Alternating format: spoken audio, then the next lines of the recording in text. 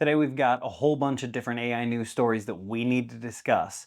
First up, OpenAI has released parental controls. This is for any users under the age of 16. Parents can go in and actually, it's kind of like how Facebook Messenger for kids works, where parents can actually see the interactions back and forth, and it will automatically choose a deeper thinking model when more sensitive topics come up. It also has specific time limits where if a young person has actually chatted with the chatbot for what OpenAI decides is too long, it will actually kind of just, hey, we need to take a break.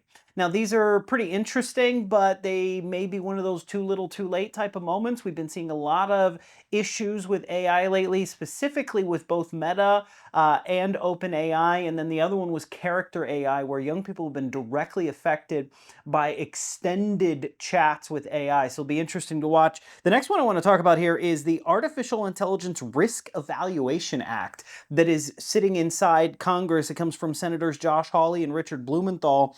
This is going to require developers to, and I quote, submit advanced systems for risk evaluation before deployment. Basically, the government wants to see what these systems do, how they work before they're allowed to deploy them to the public.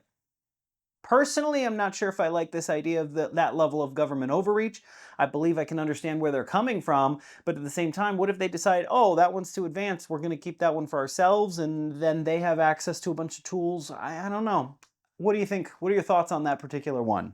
The last one we're going to cover today is a little bit unique. A bunch of Hollywood actors and studios have actually signed an open letter basically rejecting an actress named Tilly Norwood. And the reason they are rejecting this actress is she is AI generated. Everything about her is AI generated, from her look, the way she speaks, the way she carries herself, is completely generated by artificial intelligence. And the problem is there are several studios that have signed this AI actress, Tilly Norwood, to several future productions. And Hollywood's not entirely sure how to handle this because their entire business model relies on people being in these roles. Well, what happens when people can be replaced by AI? What are your thoughts on that one? I, for one, would be interested to see how this plays out and see how AI generated actors and actresses are used here in the near future. But at the same time, I fully understand that we're removing human creativity, we're removing emotion from potential scenes, and that could be problematic. We live in a weird world. Stay tuned, and we're going to cover as much of that weirdness as we can.